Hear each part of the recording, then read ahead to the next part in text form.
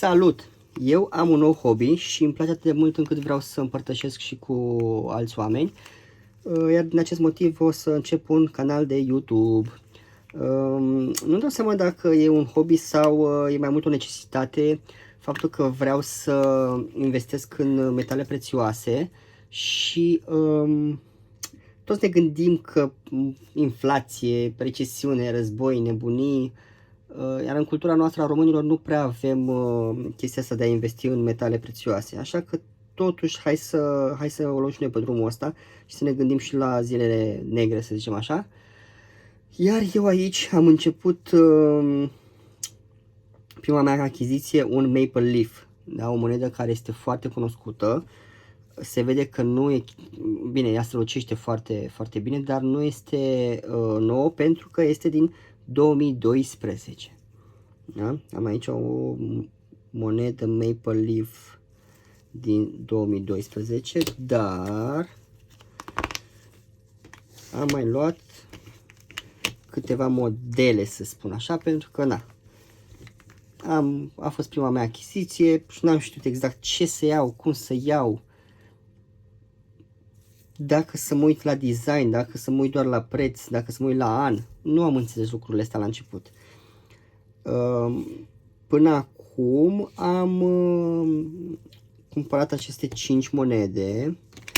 Da, și ne uităm. Uite, de exemplu, îmi place foarte mult cum arată cea de aici.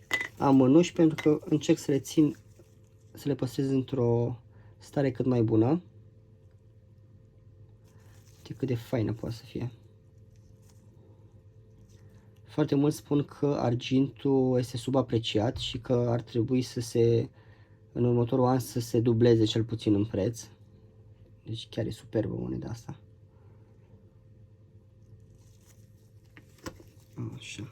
Monedele au o uncie, dar să specificăm un lucru, pentru că mie mi-a fost puțin ciudat la început. O uncie troiană, da? Uncie troiană care are 31,1 grame. Și dacă vrem să vedem, hai să luăm noi și un cântar, pentru că suntem pregătiți acum, da? Hai să facem așa, luăm un cântar și hai să vedem.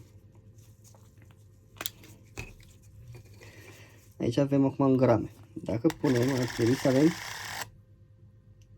31,2 grame. Wow, avem o monedă mai mare, s-ar putea să fie fake. Va trebui să o verificăm la un moment dat. O să ajungem și acolo. Dacă dăm pe uncie, are 1,1, dar noi nu vrem un onsis, noi vrem uncie troiană, da? OZT. Și vedem că are un OZT. Da? Hai să mai verificăm încă una. O să facem un video separat de cum putem să verificăm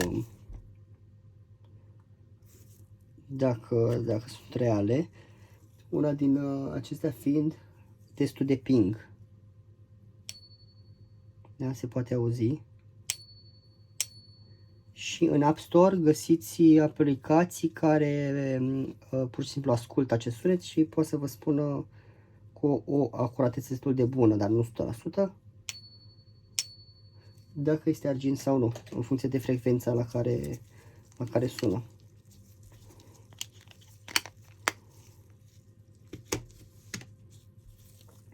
O să revin cu câteva videouri în perioada următoare și o să vă spun ce am mai achiziționat eu, cum, de ce, la ce prețuri, de unde, pentru că